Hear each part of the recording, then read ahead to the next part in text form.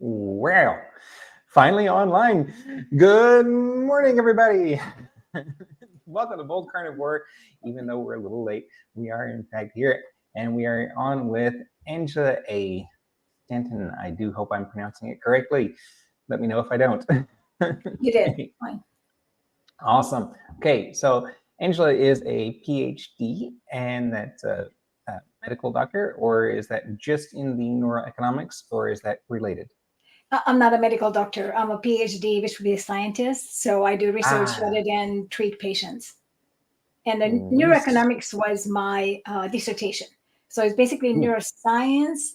My PhD was a combination of economics and neuroscience, and it's a new field that was developed at the time called neuroeconomics, which is basically similar to behavioral economics, but rather than going after the economic behavior of the person in a psychological sense, my mhm. approach was to go to evaluate the person's economic decision making based on hormonal activities in the brain.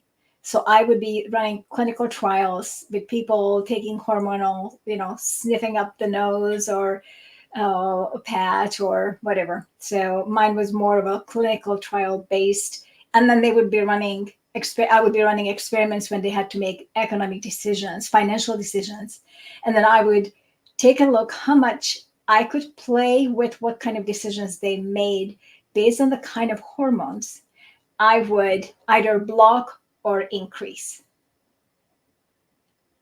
So decisions can be altered and or driven by hormonal responses? Right, exactly. So basically, the economic theories, and this is a very big topic which we don't want to get into because there's a big debate over this, and the economic theories are just about as unhappy as the nutritional theories, if you know what I Hmm. mean. There's a lot of fighting, but basically, in original classical economic theories, the main thrust of all economics, all the financial decisions based on which the world is running, like unemployment rate, interest rates, all these things are based on a central theme of the rational human decision making.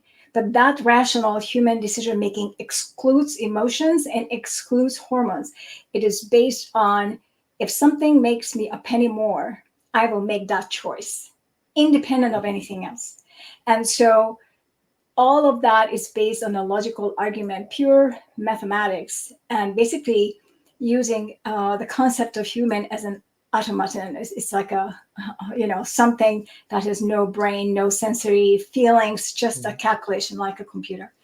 And so this theory was fallen by behavioral economists and neuroeconomists, because what we would show is that humans will make decisions based on their emotions.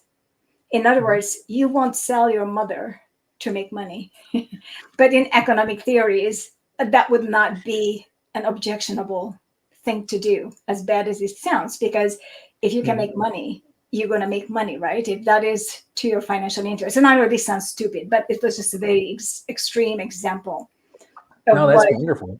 it is very interesting. And so when my researches came out, so I was working on two hormones. One of them was oxytocin, which is what Mhm. is also called as pitocin, which is what we use, for example, for women when they start labor. We give them pitocin to induce labor. And so we literally modify the female and therefore the uterus and everything associated with it. And so part of my theory is that autism has a lot to do with this, but that's for another discussion. Oh, So, we'll be but back. I know I wanted to do that research, but I couldn't do it because, of course, no hospital would ever give me data to evaluate whether pitocin is a big cause in autism. So I couldn't do that. But there have been other researchers who went after little animals to do the same experiments, and they showed that in fact it is. But the point is that we are giving, and also vasopressin. A lot of people get vasopressin if they have, for example, incontinence. It's a very common uh, drug to give in to children who still have urinary issues and pee in when they start school. they're getting vasopressin. And I showed that vasopressin sprayed up the nose, which is the normal way of actually applying the medicine to everybody. When I did that, people who had vasopressin taken, this was compared with placebo and it's double blinded, so we didn't know who was getting what. People on vasopressin behaved extremely aggressive. It Wow. completely changes the personality. And oxytocin, people behave a lot more trusting and generous. And so I showed generosity, and my chair showed trusting. And so this sort of kind of turned the whole concept of economics around, because we can tinker with the people's decision making by initiating the release of oxytocin. And how do you release that? Say you go to a car dealer and you buy a used car, or want to buy a used car. A good car dealer will come and tap you on the shoulder. He or she will touch you. The touch releases oxytocin. Hmm. So you immediately are tinkered with. The moment that person shakes your hand or touches you on the shoulder, so what can they help you with? Your decision is already loaded now with oxytocin, and you will become more generous. So it's a really interesting theory. So this was my dissertation. So this is where neuroeconomics comes in, and my connection to neuroscience is all this hormonal and neuropeptides, basically, my work with that. So physical touch certainly sets off oxytocin, but what about mental state? So like if somebody tells you something nice about yourself, or you think good things, or if you expect a good thing to happen, does that also increase, or is that a different chain reaction? Okay, there are differences, because if you have an expectation, then you're also working with dopamine. So now we are involved with other kind of hormones as well. If you have, for example, say you bought lottery and you suddenly win, that is not going to release any oxytocin or anything like that, because this was not something that you worked on toward to achieve. It was just something, the fate of luck. But it will be different if you, for example, had to throw a dice, or you went to Las Vegas and you had to physically do something, and it was actively your choice at that time. Then that's going to make a little bit of a difference. But the biggest difference is if you planned ahead and then something came as a result, like you apply to a university and then you get accepted. And so there are different stages in what way this particular neurotransmitter is going to release or not release, and how it is going to affect your behavior. But every time you talk to somebody, it is going to affect, and you touch that person, and the person, you trust the person, you smile, you get a smile back, or you get an angry face back. These things are going to change your hormonal setup in your brain. And by hormone, I mean neuropeptide, neurotransmitters, because the hormones from the brain are hormones if they affect your body's behavior, not just the brain. And so within the brain, it's just neuropeptide or neurotransmitter. And so everything that we do, even the weather, if it's raining, I mean, there have been studies that showed, for example, the stock market being a lot more active on a rainy day than on a sunny day. So the whole market is driven basically by emotions more than by pure rational logic. So I wouldn't expect that we're all cogs in a machine, but apparently the theory does. Right. And so what we're showing is that the theory can't really be applied very accurately to a group of people who behave differently from machines. So that is very interesting. I would think that it is an unusual thing to look at. Even from a 1,000-foot view, you think, well, the theory is sound, but when you introduce the human component, everything goes right out the window. That brings me to a thought. We know that diet affects quite a lot about our body systems, including the neuropeptides and hormonal balance. Is it possible somebody on a bad diet will make worse financial decisions? A very good question. Absolutely. And I'm not an expert in this particular part because I haven't studied the financial decisions associated with nutrition. But we do know that if you're, for example, hungry and you have to make decisions, your decisions will be very different than when you are not hungry, because different hormones are active in your brain, and also your patience with respect to paying attention and your ability to pay attention is going to be different. But to what degree, I don't know, because I haven't actually done any research and I haven't looked into the research of others. And it probably exists somewhere, but I haven't focused on that for the past 15 years. But I imagine that the answer is yes, very much so. So what you say for the past 15 years? So for the past 15 years, you have been looking into the other field of study. I've been looking into only migraine and nutrition. Migraine and nutrition. Yeah. Right. And we come up to an important juncture because as a migraine sufferer, I have a lot of concerns for migraine. I've been to a neurospecialist once before. He simply said, "Well, you've got a stiff neck." I'm like, okay. I don't know that that's going to put me on a gurney, though, doc. I mean, I really don't know. Yeah, and he said that is a possibility. So, but in looking into it, I found that we're not really sure in a lot of ways where migraines even start or come from, or how they even stop, right? So, well, the we should be specified is that some people and some part of science, because I certainly know. Go on. okay, so that is my question. Where do migraines start? And if we know where they start, how do we stop them? Okay, so let me talk a little bit about the cause and then how or where migraine starts and how to stop. And then you and I have been talking about this on Twitter, or now X. And I just published a paper on this very thing in Frontiers in Nutrition.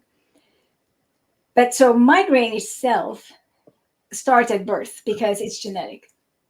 So the migraine brain is what we need to talk about. So migraineurs, a group of people with migraine, I call migraineurs, have a different brain from people who are not migraineurs. I just realized there we go. You can probably hear me better now because I brought the microphone closer.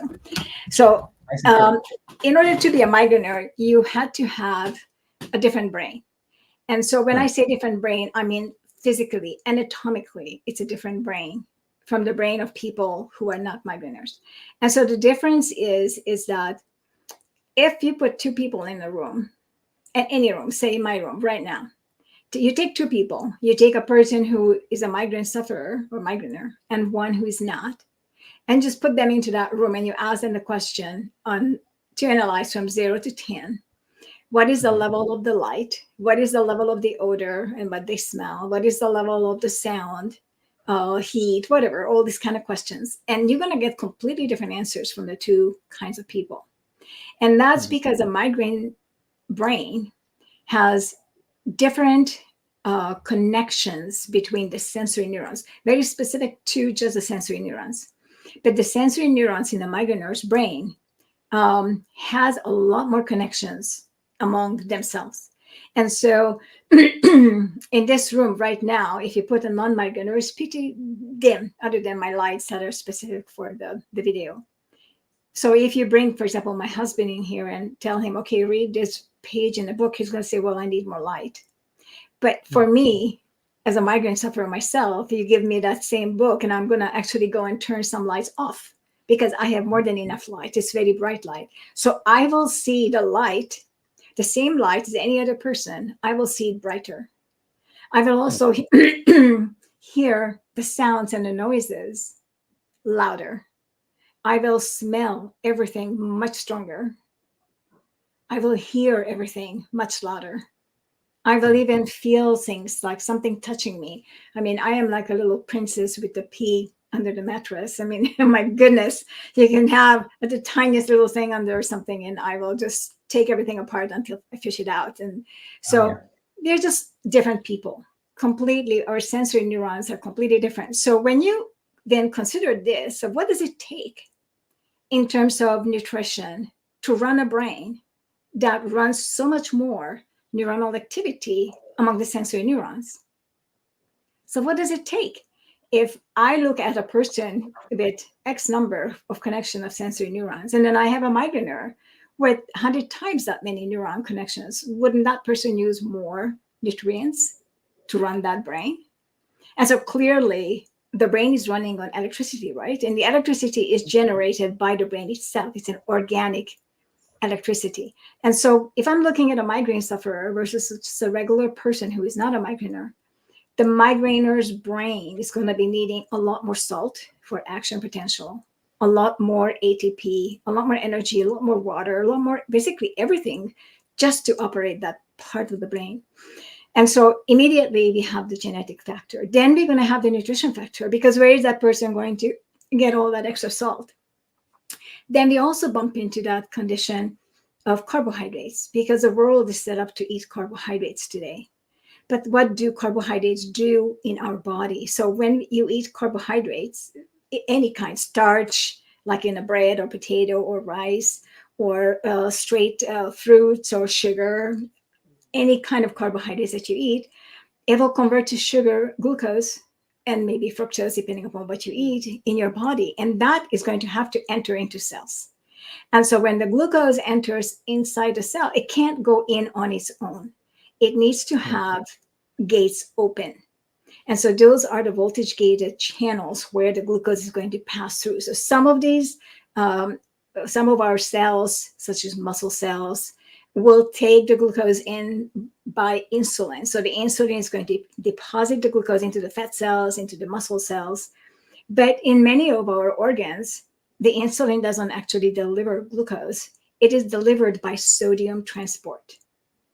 And so these are voltage gated sodium channels that are going to take the sodium, the glucose inside the cell. But glucose is so large that when glucose enters the cell is not empty, right? It's full.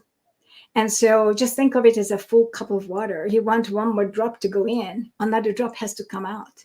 And so when the glucose goes into the cell, sodium and water will leave the cell. It's an automatic instant transfer. It's called an efflux of sodium and water from the cells. So I said earlier that we need sodium to run the brain for electricity, but here we are eating carbohydrates, and the carbohydrates entering the cell, the glucose entering the cell, removes sodium from the cell. So how is it going to operate the electricity? Okay, so the connection to migraine right away here is that the very thing that we migraineurs actually would need more of, we take away from by eating carbohydrates. And so whereas this happens to everybody, but given our brain differences, this has such a huge effect on us. Plus, in addition to this, there are additional genetic differences that all of the voltage gated channels in the migrainer's brain associated with the voltage gated sodium, voltage gated potassium, the voltage gated sodium potassium pump, the ATPase channel, which resets the neuron back to its normal resting potential. All of them are variants and different from other people. So these are all can be found at the Human Genome website at genecards.org. And so if you're looking at all this, then we know that the problem and the cause of migraine, the direct cause of migraine, is not having enough sodium. That's it.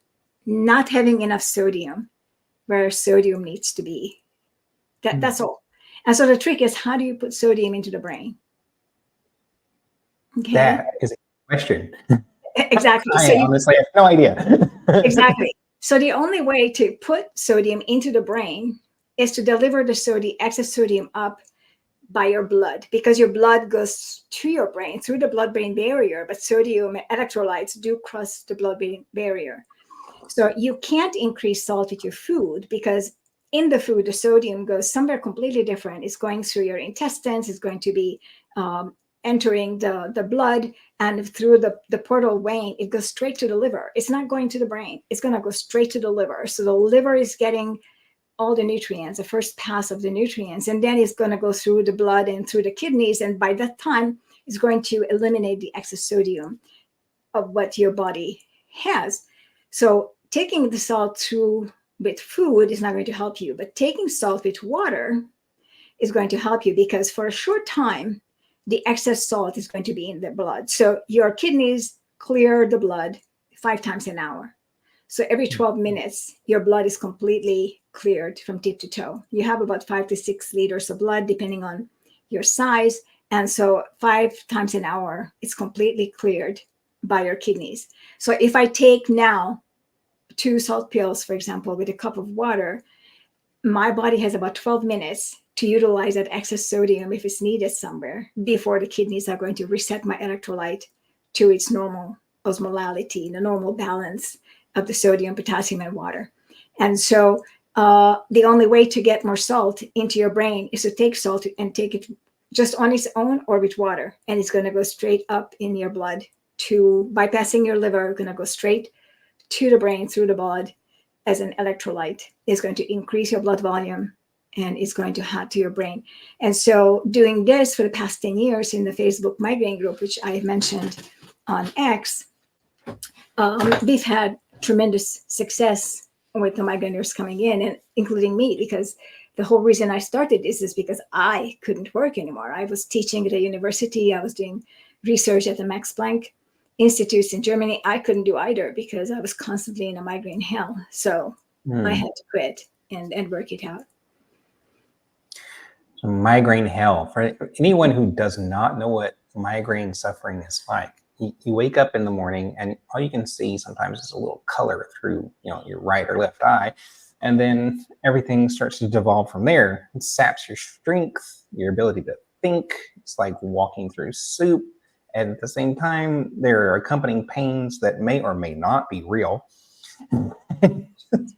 Totally, absolutely, right. And many people think that, well, but it's just a headache, but not really, because you can have migraine, just like you described, without even pain.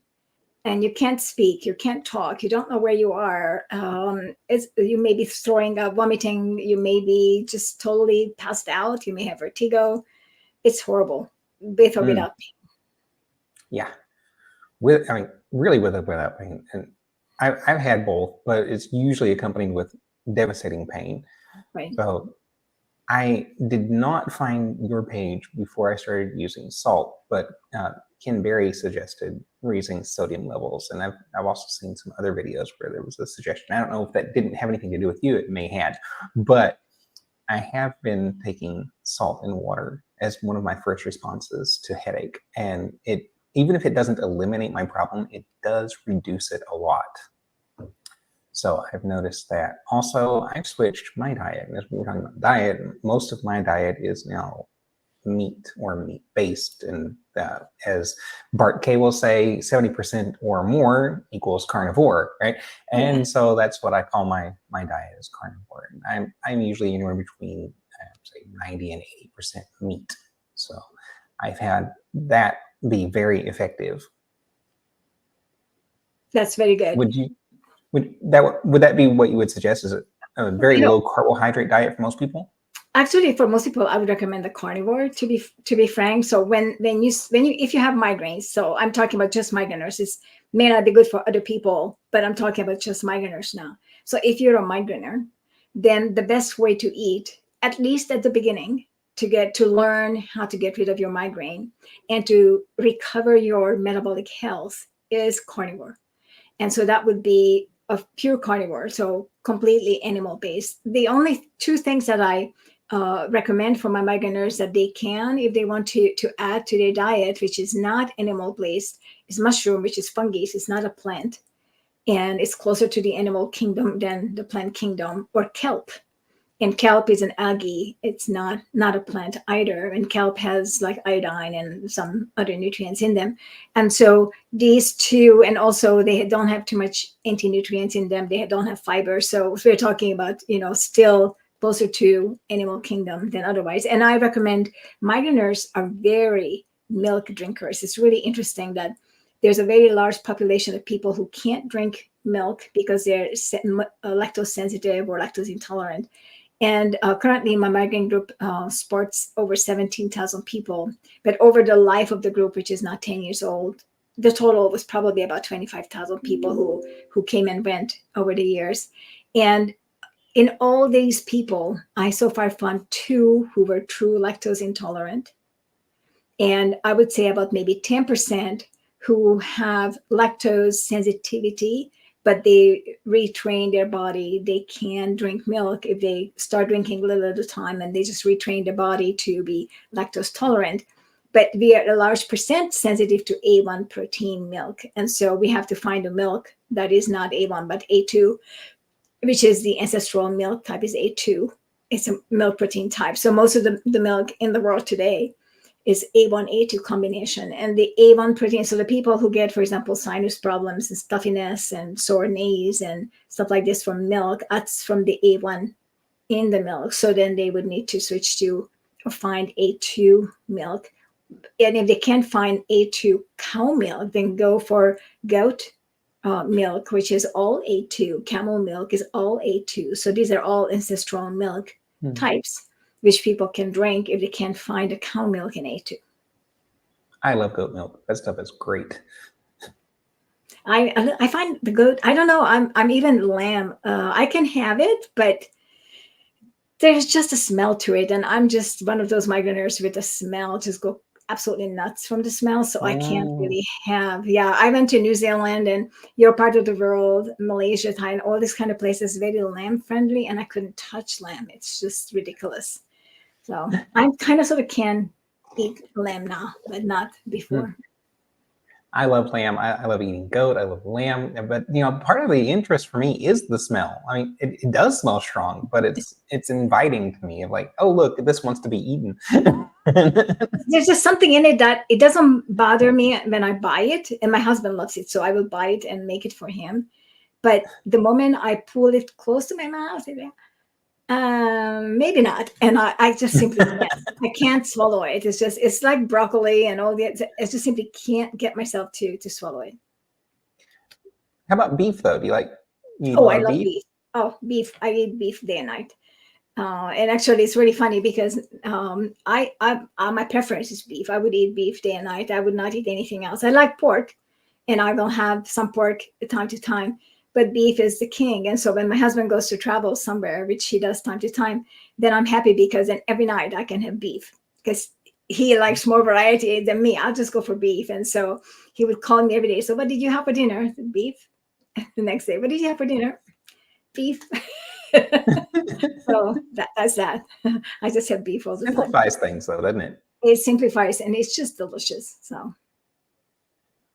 On the topic of diet, though, what is your typical diet? Because in our exchange, you said you're not specifically and expressly carnivore only. And I put that in air quotes because there are some in our community that be like, that's not carnivore, but few and far between because most of our people understand that that's not the case. But anyway, how about your diet? So I was carnivore for like 6 to 8 months nonstop, and I really enjoyed it, and I healed tremendously from it. But I feel much more comfortable in a diet that is seasonally more appropriate.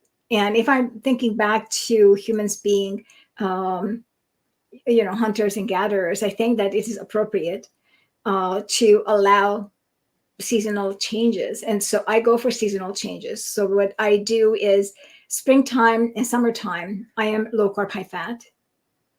In the fall, I will be more, I'm ketogenic in the springtime, springtime ketogenic when all things are just starting. Then I go low carb, high fat in summer and fall.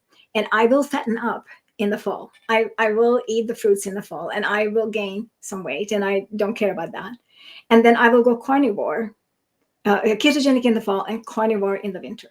So I will not eat the fruits and vegetables. I don't usually eat any vegetables at all. Even when I am low carb, high fat or keto, I don't eat vegetables. So I'm more on I would say keto carnivore-ish. I will eat some fruits. And by fruits, imagine tomato, cucumber, pepper, these are all fruits. So avocado, it doesn't mean that I'm eating watermelon, but I will be eating some fruits that are seasonally appropriate.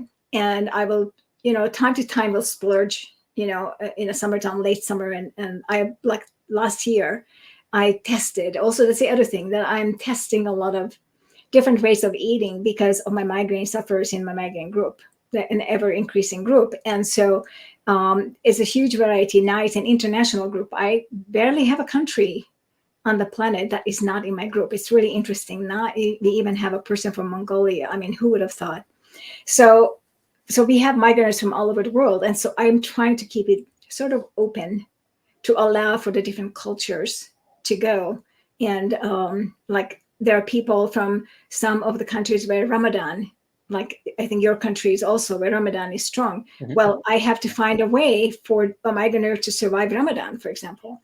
How do you do that? Or I have a lot of very, a Catholic, for example, and they have to go and drink the blood of Jesus and eat the little, I don't know what, I'm not religious, I don't know, some little cracker thingy that they're eating. I have to come up with something that they can eat instead, so that it's not going to get them into migraine as a result of their celebrating their religious cultural beliefs. And so same with, all other cultures. And so I will experiment. And so last summer, I experimented eating watermelon all summer long. How did it go? How did it go? It was interesting. So what I wanted to see is, first of all, what was my tolerance now after 10 years of being basically low carb, high fat, keto, carnivore-ish, and haven't touched watermelon and haven't touched a lot of fruits. And so I said, okay, I wanted to see, do I still get a migraine from eating watermelon? So that was question number one. So if I eat watermelon, how much watermelon can I eat before I get a migraine? Can I prevent that migraine from happening? Or if I didn't prevent it, and if I get it, can I stop it? In spite of the fact that I was eating watermelon. And so I have to say that eating watermelon every single day, all through the 3-4 months of summer, at the beginning, I could eat huge loads of watermelon and nothing ever happened. But as the month went by, the amount reduced. So my body started to be sicker again, less and less resistant to the carbohydrates, and more of a response from my body saying it's no go or it's not good for you. So my body was telling me that this was not a food for me to eat, at least not as much as I did. I never managed to get a migraine because I followed my own protocol. And my protocol says if I eat carbohydrates, I will take salt without water, just salt. And when I take salt, it basically pulls the water back out from edema and it resets my salt values inside my cells and inside my blood as it needs to be. And I will be covered. And I never started a migraine. So I can't tell you what it would be if I had a migraine because I didn't have one. I would have the prodromes, and the prodromes are sensations that you get before a migraine. So a typical prodrome for a migraine is like one eye. Normally this eye, I'm not fully symmetrical. I don't know if you can see it. I'm not fully symmetrical, but when I have a migraine, this eye is going to be like that. Yeah. So it's like a tortoise. That would be my typical migraine eye. And so I would see my eye become smaller and I would get the little vibration, the little jigger, with the eye, and it would get cramps and stuff like this. So I would know that I was going to get a migraine, but I was able to avert all of them by simply taking salt. So I never ended up with a migraine, but I could see that my threshold, so I call this a carbs threshold, lowered over time. So the more carbs I ate, the more sensitive I became to carbs. And had I continued, it probably would have gone down to what was originally 5 carb grams, and I would get a migraine from it. 5. Wow. That's like a little over 1 teaspoon of sugar equivalent. So you're talking about 2-3 bites of fruit, and you already exceeded the 5 carb grams. So that's what, and this is typical for most migraineurs. The 5 carb grams is pretty bad. By 12, everybody, without exception, 12 carb grams, without exception, everybody will come down with a migraine if they don't prevent it with the salt. Wow, that's amazing. Yeah, it took a while for me to connect the fact that being on carnivore meant less headaches for me. But I didn't realize that I was that sensitive to the carbohydrates themselves. I thought it would be other additives. Like if I eat something that's got MSG in it, hang it up, it's over, right? Yeah, but let me tell you what MSG. So there's a lot of misunderstanding in these areas. So what is MSG? It's monosodium glutamate, right? So you have 2 elements in there, sodium. But what is sodium? Salt is sodium chloride. No. That's the problem. Salt is sodium chloride. Sodium is a positive ion and a chloride is a negative ion. In a MSG is monosodium. It's just sodium. Where is your chloride? Oh, yeah. So it's a salt of litho. So it's not there. So what's happening to your electrolytes? Ooh. You just screwed up your electrolyte. You're missing your chloride. But it is bonded to something though, right?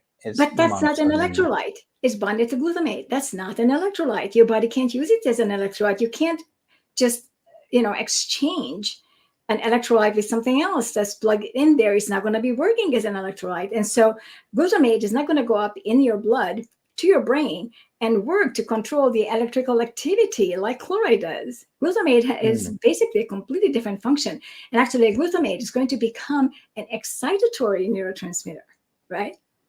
So then you're initiating excitation, but you don't have enough sodium to run the brain. I mean, you have the sodium, but you don't have the chloride. So you can't run the brain because you don't have enough electricity to create action potential. But so that's the trouble with it. You initiate the excitation and it puts your brain into overdrive and you've got less to work with. Exactly.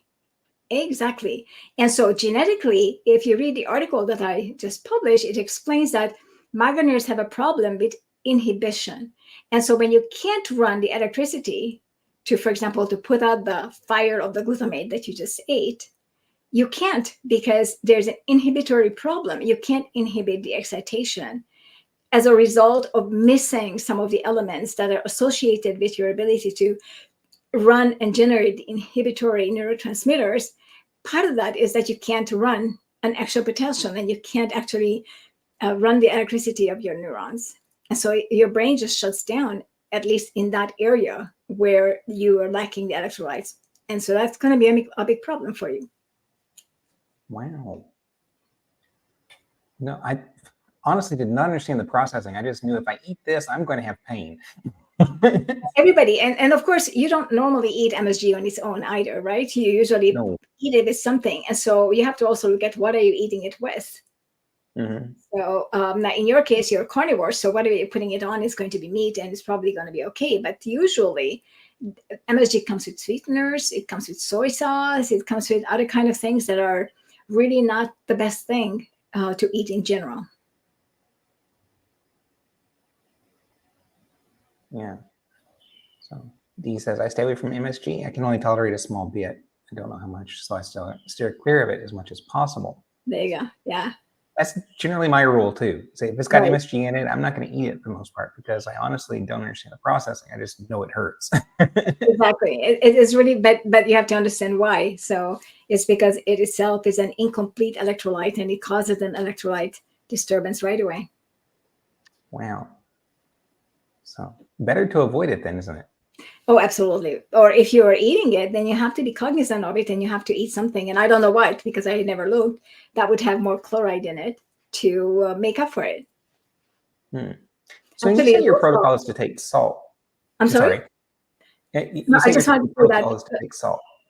So I did it again. Go ahead. I was going to say that, if you take low salt is a reduced sodium. That's going to be potassium chloride.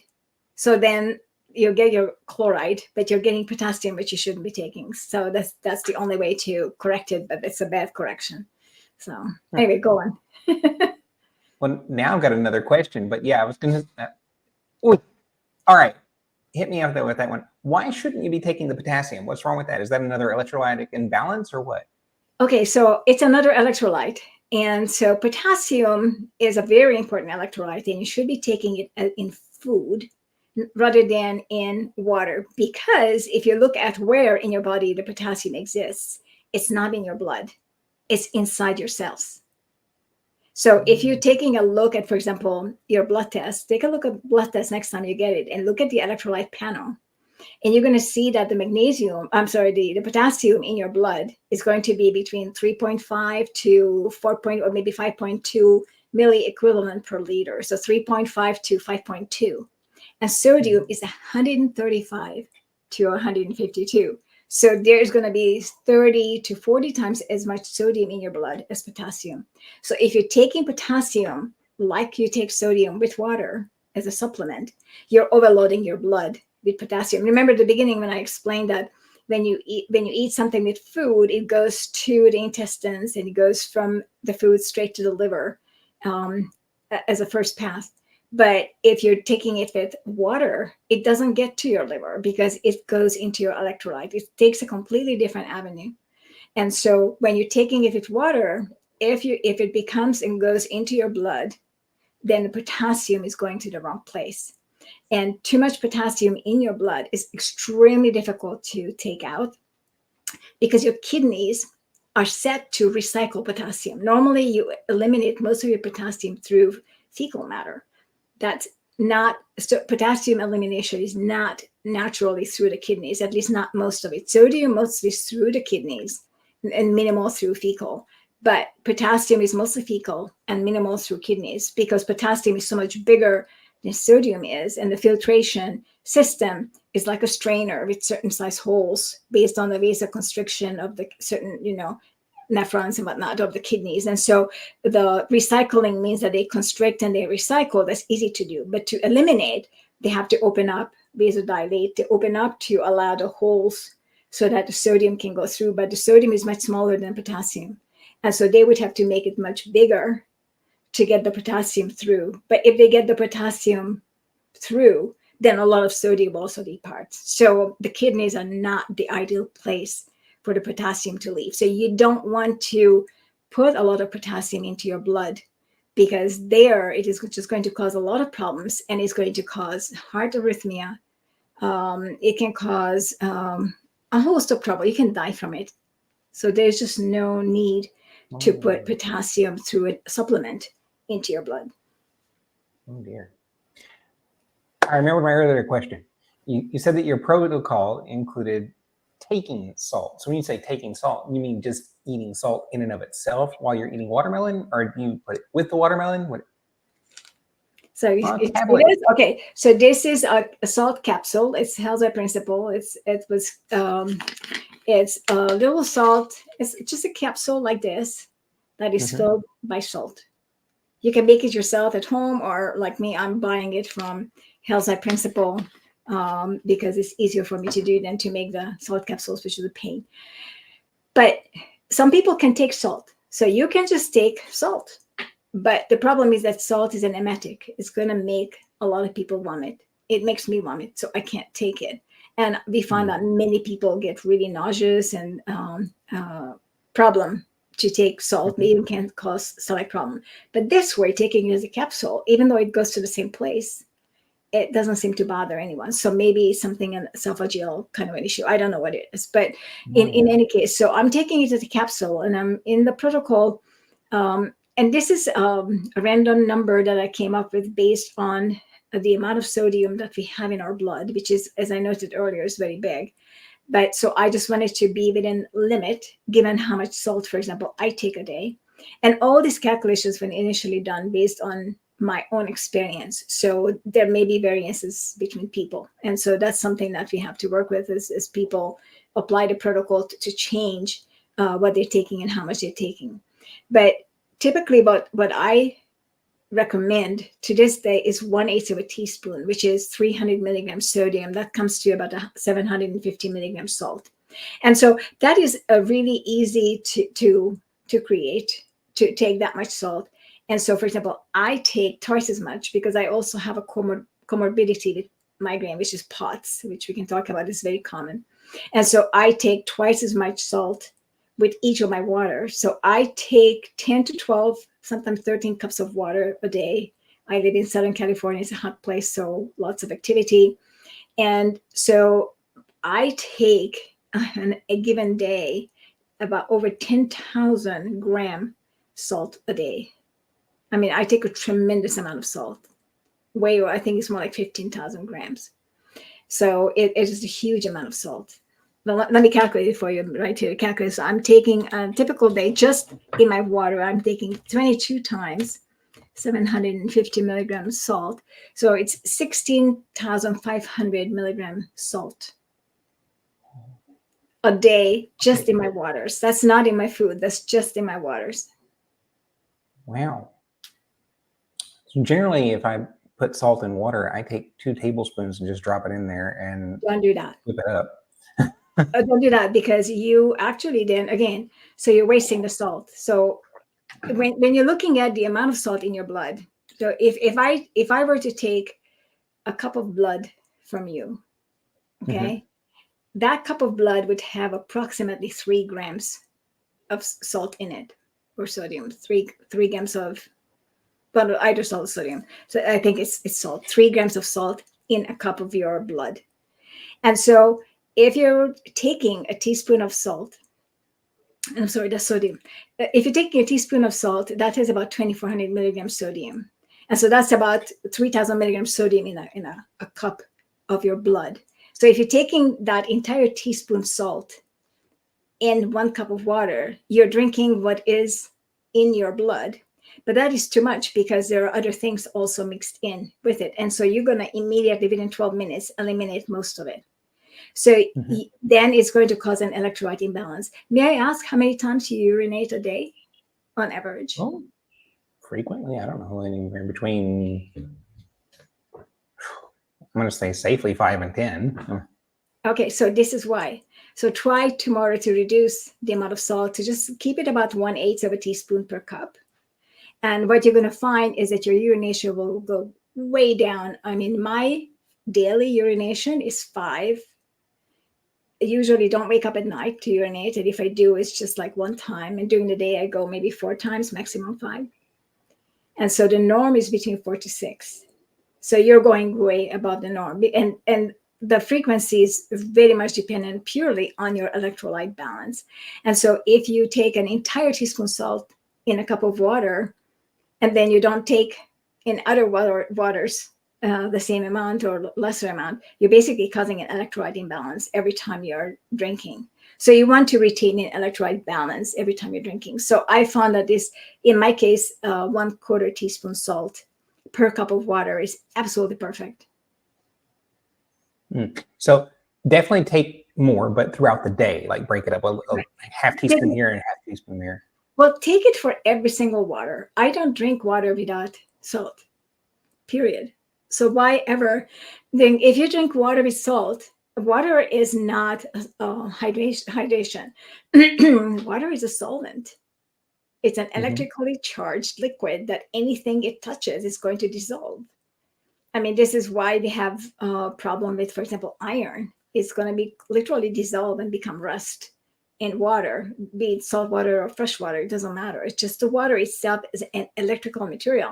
And so the reason why it becomes an electrolyte is that water is electrically charged, it's dipolar, so it has both positive and negative charge. I'm sorry about the chemistry, but I think it's going to make sense. And salt, sodium itself is positive and chloride is negative. And so because the water, the hydrogen and oxygen also both are charged, the sodium and the chloride will attach to the water molecule. And it's going to create the electrolyte. And electrolyte literally means that an electricity can transfer through it. That's basically what it means. And so how much salt you can put into water, you can put a lot. Look at the ocean. The ocean has a tremendous amount of salt in it. So you have plenty of room to put salt in it, and it's going to completely dissolve for a long, long, long time. You can put like a 1/4 cup salt into a cup of water and it's going to dissolve, but that's not going to be ideal for your body. So you need to look at your body of what is the ideal solution such that there's no cell in your body without salt and water. So you're a saltwater baby. Every cell in your body is a salt water, and every single cell has its respiratory functions. And I tell everybody to envision like little fish. Every cell is a little fish, salt water coming and going. They don't breathe air. Your cells don't breathe air. They breathe salt water. That's basically what they do. And their respiratory functions are very different, but it's based on the water freedom coming and going, and sodium always in a cell and also outside of the cell. And so you want to maintain that saline environment. So if you just drink water without salt, you cause an electrolyte imbalance immediately. You're diluting your electrolytes. So that's the trouble, because that's not hydration then you're causing an electrolyte, you're basically dehydrating, because now you're forcing your kidneys to immediately say, oh, I am out of electrolyte balance. Now I have to eliminate all this water that just came in because I now don't have the electrolyte balance. And so it makes you urinate it out within 12 minutes. It goes into your bladder. So earlier we touched on how the salt exchange works within the environment of the cell, and that's for the glucose to come in. We're going to expel salt and water, right? So would this become a problem for all human organisms? I mean, eventually over time. Yeah, absolutely. It is a problem for everybody. And so you can see, for example, when you have people who have type 2 diabetes, they have a difficult time with the same management. And in fact, where I'm citing this from is from a medical manual, from the Harrison Medical Manual, I think 13th or 14th edition.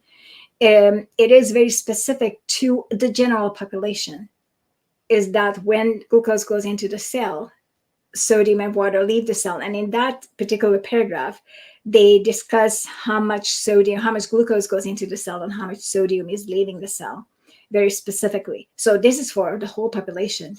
And for migraineurs, it's probably exactly the same amount of salt and water as for everybody else. The problem is that we are unable to reset our voltage gated channels because we have genetic variants for them, and we have a lot more neurons trying to communicate among themselves, the sensory neurons, which require electricity much more than other people. And so we are a lot more sensitive to having less sodium and less water than the general population. But the general population itself, just look at, for example, diabetes. Diabetes gets worse when there's less salt available.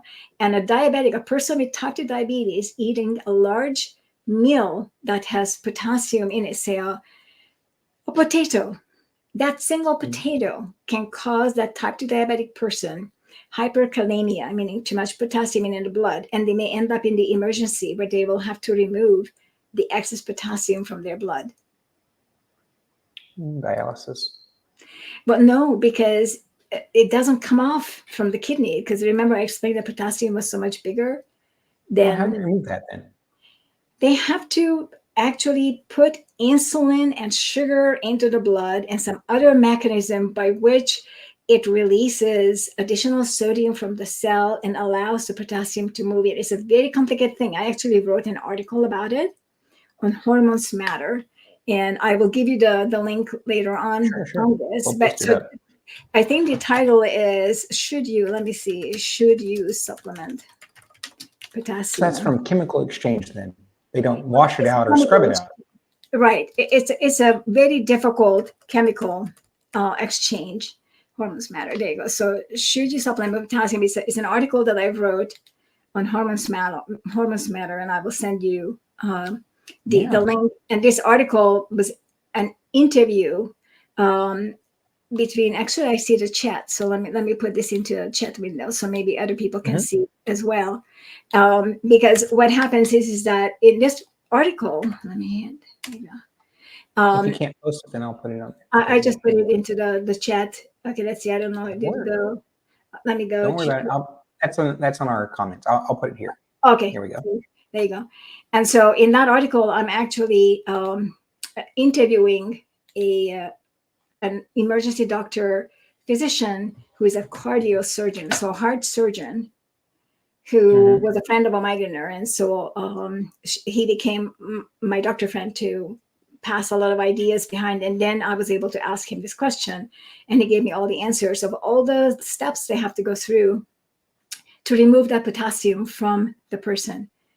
And so it's a very difficult chemical process to do so, because the kidneys won't be able to do that. Wow. And they can't just scrub it out like you would in any other thing. As long as it has to, right, it can't be taken out. Now, I don't know how much they can do with the dialysis machine itself, but they have to put some chemicals in there to take the excess out, because don't forget that everything that is inside our blood has a chemical reaction within the blood with something. So these are not just floating individual things in there. These are all connected to something. And so they might not want to take the whole blood out. I don't know the mechanism, and I don't know what's there and what the potassium is connected to. But potassium, just like sodium, has to be connected to something, because these are ions, and ions can't survive. So ions mean that they're charged negatively or positively. And so they will interact with whatever is in their way. And so they can't just simply take them out of the way, because they are destructive, as a negative or positive ion. Interesting. Yeah, very interesting. It's almost like the fluid perspective of the human is like really more gelatinous than anything else. How does it protect itself? It is, but it's very difficult to understand for most people, is that everything that we eat, drink, or what we are, I'm looking at myself with this little stain that I did right before the discussion, and I'm thinking, it's me, but it's not me. I'm looking at a bunch of electrons, ions, atoms. I'm very strong in quantum mechanics, and I'm studying a lot of it. And I'm looking at me, and I'm looking at a bunch of quantum stuff. And so it's very difficult to associate it with us. So what happens to that apple that you eat? Is it going to stay an apple? How many people like to eat, for example, apple cider vinegar because they believe it's going to help something?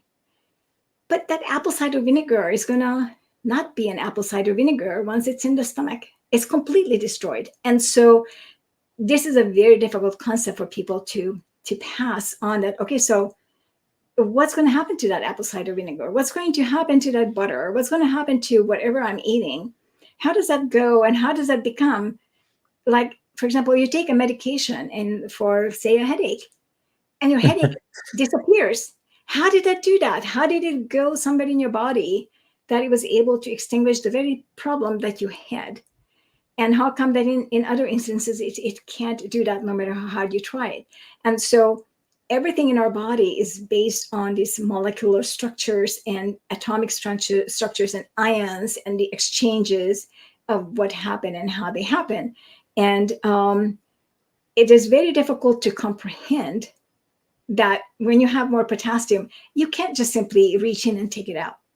It's not something that's just going to come out. It is ionically attached to something else. And so it's not possible. We are not like a box. We are a system. You can't take one thing out of a system. Not safely. Right. You can destroy the system and take that one thing out. Otherwise, it's really, really hard. Earlier, Dee posted a question. I'm going to post this again. We missed it before. I had it posted up there. She says, what in MSG makes it so addictive, if that's in your field of expertise in any way? Okay, so I don't think it's the MSG. I think it's what the MSG is being put on. If you just eat MSG itself, it doesn't actually have any taste. I don't know if you've tasted, it's salty, but it doesn't actually have any other taste. So it's not the MSG itself, but it's the foods that you're putting it on that it modifies its taste. And because it's a glutamate, and the glutamate itself is an excitatory element, and it's going to cause an excitation in your brain. It is the excitation part that the body is going to respond to. Now, I have to say that glutamate is in everything. In any food that you eat, you'll have glutamate. It's an amino acid, right? And so it's not like I'm going to take glutamate and I'm going to get high on it. That's not what it does. But it is going to enter a pool where it is going to affect a chain reaction effects, and it is going to cause an excitation in the brain. And so if you put glutamate, for example, let's say something that people not so much like, say broccoli or Brussels sprout, my favorite, which to me is really bitter, so I can't even touch it, okay? I'm also super tasty. That's another thing about migraineurs. If you put MSG on Brussels sprout, it's not going to make it taste better. It's going to make the Brussels sprout taste to become more Brussels sprouty. That's basically what it does. It's going to bring out the flavor. And so it's not going to make it addictive if you put it on Brussels sprouts. But if you put it on meat or something else that you can put it on, for example, sweet eggs, sashimi or potato, whatever, you put it on something that you like and it's going to enhance its flavor, then you're going to like that thing even more because it brought out the flavor that you enjoy. So it's not the MSG that's addictive. It's that the thing that you like it already, and then it enhances the flavor of the thing that you like more. And you like it more. And it's exciting your brain more. And so you're making a deeper connection to the idea that this is good. Perfectly done. Perfectly said. Exactly. So if MSG were in chocolate, over there. Yes. My. But you say put it on meat. Isn't like glutamine already in meat? Isn't that one of the things that is in meat that we're like, this is yummy, right? It is yummy, and some people still prefer to have more additional taste. I mean, why do you put black pepper on the meat, right? Some people enjoy the spices. Many carnivores, like I don't put any spices on my meat. I just put a little salt, but I don't put anything else, just salt. But a lot of people put a lot of other spices on meat, and that's just to enhance the flavor that they enjoy, which is totally fine. It's not, the others don't necessarily bring the meat taste out as much as MSG. For whatever reason, MSG does that. But also there's the umami taste. And I guess MSG is building on the umami taste. And so if people enjoy that kind of a taste, then that's going to give them pleasure. And the pleasure itself is addictive. So that's activates a dopamine pathway. Now we know. It sets off more of a dopamine cascade. It is. It's just like sugar. I mean, that's why sugar is addictive. It activates a dopamine pathway. Yeah. Some of the stuff that I've seen on that says it does it even more strongly than cocaine. So. Oh, actually, yes. I think there was an academic article I read that called sugar the legal heroin. I think that's what it was. So, yeah. It's amazing because, honestly, if we dig into the topic, we know that the sugar producers behave very much like a cartel. And for good reason, right? I mean, it's a drug. We have to accept it. It's a drug. DC Learning to Live, my friend here, he says that no headaches since carnivore. Good That's job, awesome. Lucy. Good. So, and that's vitally important for him too, given that he has rather advanced stage cancer that carnivore has helped him get rid of or maintain control of. Very good. That's congratulations. Even more so. Double up. Good. It's amazing what carnivore actually does address. I don't know if you know Homestead Hal, Carrie. Yeah, you probably do, given our space. He's recently gone back to the doctor to get his heart rescan echocardiogram, and they found that though he had heart disease, he no longer does. And that's only after 1 year of carnivore. You're not supposed to get better if you've got degenerative heart disease. You get better with everything. I mean, it's ridiculous. I mean, let me give you the list of things that I remember that I cured, okay? I'm 70 years old now, so I've had 70 years of collecting a host of diseases all my life, okay? So some of the bigger ones that I have completely made disappear with carnivore and keto and the low carb combination is, for example, asthma. I was on 3 inhalers and 2 medications and used an EpiPen. It was always with me when I was traveling, and completely gone. MCAS. I don't know how many people have MCAS. A lot of people normally have MCAS. I have really bad MCAS, completely gone. Arthritis gone. Diabetes gone. I already had dizzy, where you can't walk with your feet because it's really, really sore. And oh, thank you. Yes, I'm 70, turning 71 in a couple of months.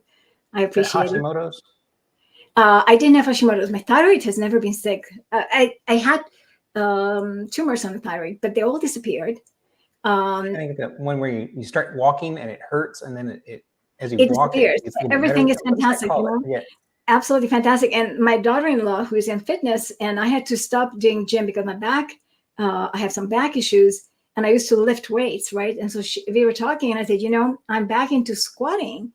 And I said, I went to the doctor and I did, and he told me to do a squat. And I did, I asked him, does he want me to do weightlifting squat, which is just, squat down to halfway. And he said, no, go all the way down. And I went all the way down and back up and did it 3 times. And my daughter-in-law said, well, this is not normal for your age.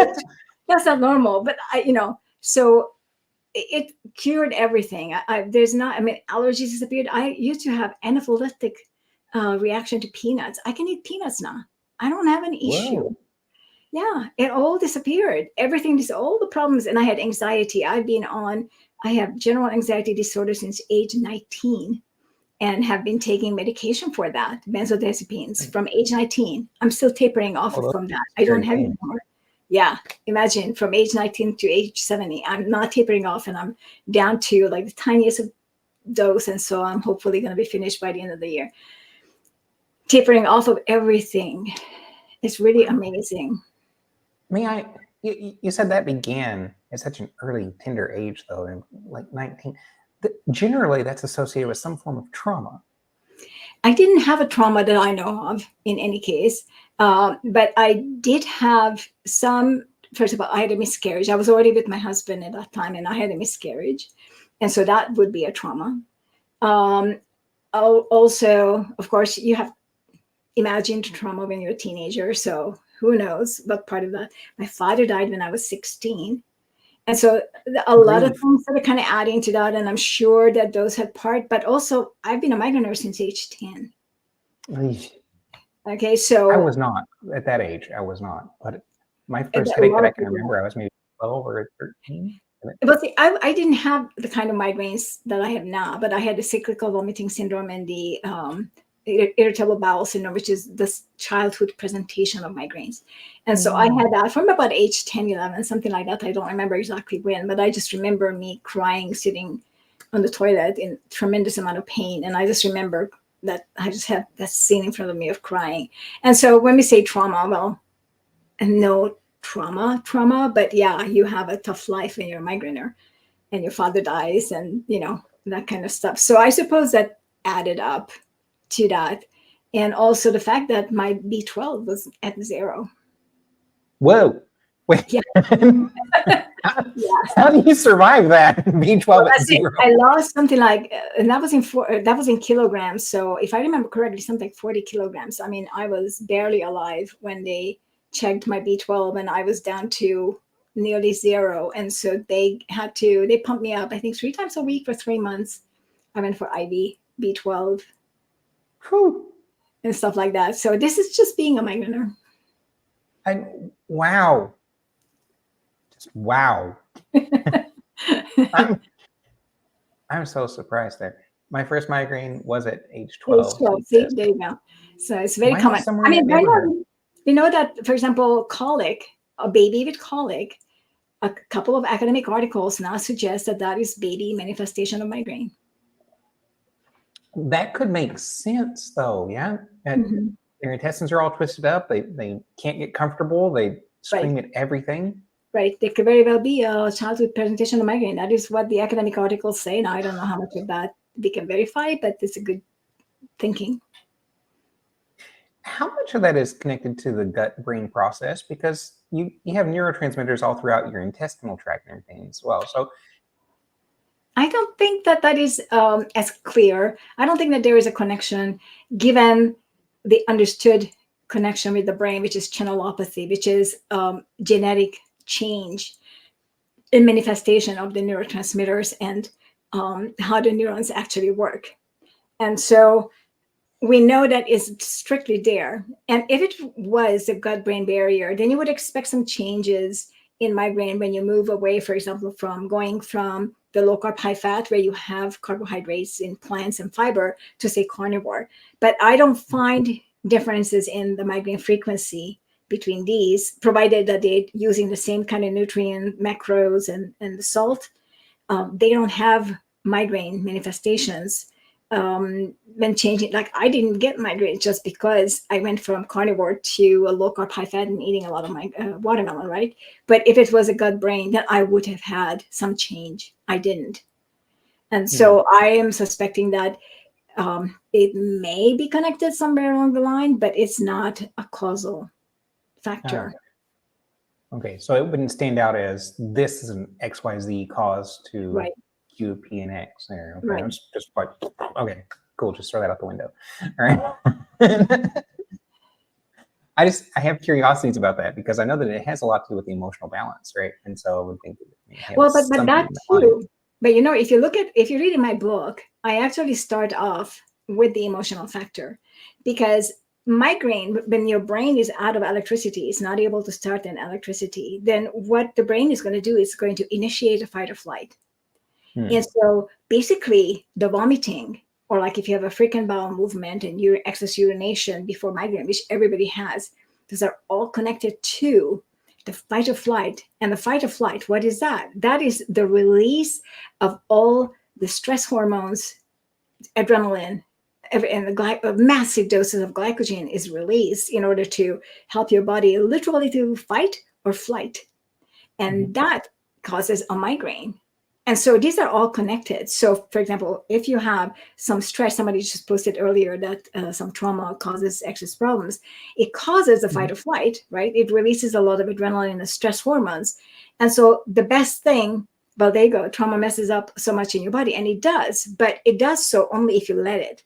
So if now with my adult brain, I know, and I have a lot of migraine sufferers in my group who come in and they have somebody die, a loved one, a child or a grandchild, or an adult, somebody just died, or any other kind of a trauma they go through, a loss of a job or some other stress from a bad boss or whatever else, I tell them, go and fight or flight, literally, go run or go. I have a boxing thingy in my downstairs. I'll go and punch it, because you want to get rid of all that fight or flight hormone, the adrenaline.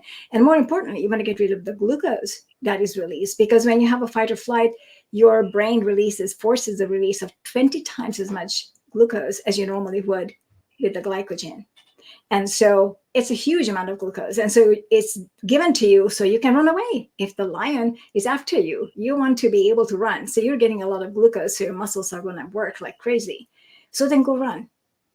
And it's going to be used up, and you're going to be totally fine 10 minutes later. Very interesting. Very interesting. Because I know that oftentimes I suffer headaches if something goes bad, you know, it's like It depends on what you can do, but I find, and I can tell of when I need to, instead of lying down, I need to go for a hike or go for a jog or just hit the boxing thingy a couple of times. You sort of have to know what you should do. Wow. To speak to the healing power again of the carnivore lifestyle, you started being able to squat again, and that's awesome. One of my first videos was me squatting, because that's something I couldn't do. And well, now I'm back in Taekwondo. You got to do it. It's really good. But, before COVID, I used to go to the gym, and I don't want to scare people, and I'm sorry, I'm going to say this, but I used to lift weights, and I wanted to be a professional weightlifter. So I was I think the last weight I was lifting in deadlift was 165 pounds. So I was really lifting. And of course, COVID came and all that got destroyed. But if there's any exercise I can recommend for people to do, particularly for migraineurs, which is very good for migraine prevention and for your frame of mind and your reference and your anxiety and hormones to change, is weightlifting. It's fantastic. Mm-hmm. So does that have a direct relationship to what it does for the vascular system? It basically what it does, it uses up. Okay, so your body as fuel can use several different kind of fuels, right? So it can use glucose, it can use fatty acids, and it can use ketones. And so if you're lifting weights, just easy weights, say 1 to 2 pounds, that's just going to use standard fatty acid. I'm now sitting here using fatty acids for most of my body's fuel. But if I start lifting weight, particularly if I lift heavier than what is comfortable for me, I'm going to be using glucose for that. And so I'm basically using up my glycogen storage, which is something you want to use up because you want to replace it. You want the circulation to keep on going. And so you want to use up your glycogen. And but then at night when I'm sleeping in recovery, I'm going to be using ketones or fat, whichever my body chooses to use, and for whichever organ. But so you want to basically use both a little bit. And so if you don't do weights, then say you do jogging, which is my favorite lately, then if you run sprints, speckle sprints into your run here and there, just a short 10-second, do max speed, you can do 10-15 seconds.